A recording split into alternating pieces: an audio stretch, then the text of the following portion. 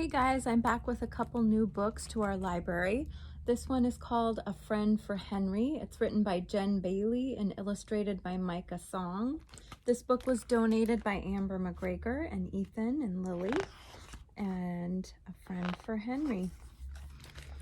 In classroom 6, second left down the hall, Henry was looking for a friend.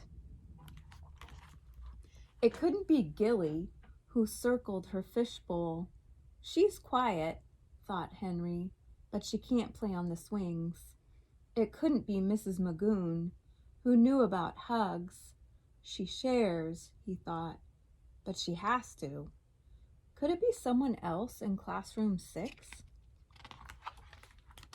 In art class, Vivian shared Henry's double easel. Vivian was a kaleidoscope, a tangle of colors.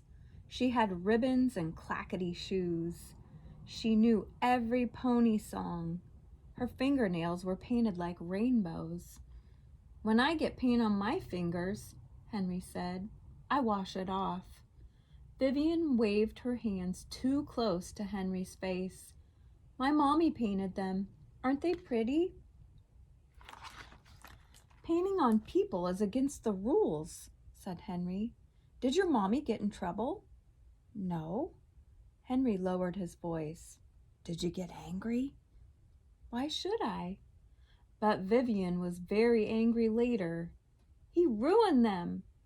She likes rainbows, Henry explained, and he thought a friend would say thank you.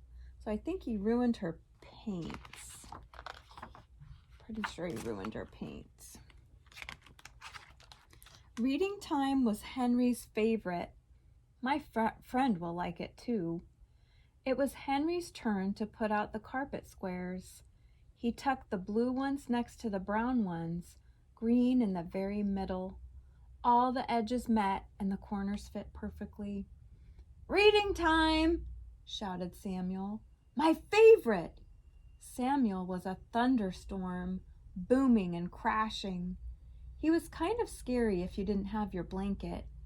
He could pick up crayons with his toes and do proper somersaults. Henry stepped in front of Samuel. Somersaults are hard. Samuel dodged past. I want a green one. Wait! Henry's throat felt tight. They're perfect. Mine's a magic carpet from a genie's lamp, said Samuel. It's not. Henry's face was hot. It's from Rug World. There's a sticker on it. Up, up, and away, magic carpet. Booming and crashing. Henry's fingers curled closed. A friend listens. Henry, Mrs. Magoon knelt in front of him. Sit with me, please. Henry did, but he couldn't see the pictures, and his carpet square was brown. During snack time, Jaden took 3 crackers instead of 2.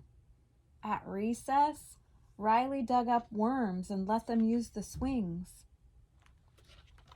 At free time, Henry's hope for a friend felt small. He watched the sunlight play along Gilly's scales. He could watch Gilly for a long time. Katie watched too. Katie smelled like strawberry milk. She read storybooks all by herself.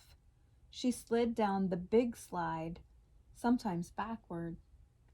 The big slide is too big, said Henry.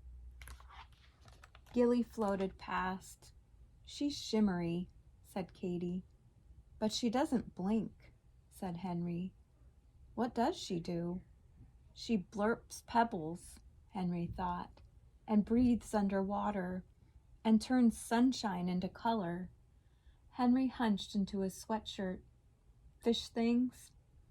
Katie bent to have a closer look. I like her. Henry tried not to blink. Want to play blocks? Sure. I don't like triangles, said Henry. I don't like broccoli, said Katie. Together they built a tower. It had rectangles, cylinders, and squares, but no triangles or broccoli. perfect," said Henry. "Thank you," said Katie. The next day they played on the swings, and Katie went down the big slide. Henry waited at the bottom for his friend. And then they went and read books together. So Henry and Katie found each other. They have found a great friendship. They're alike in a lot of ways. I hope you like that book. I'm going to stop recording now, and then I'll start a new recording for the next book.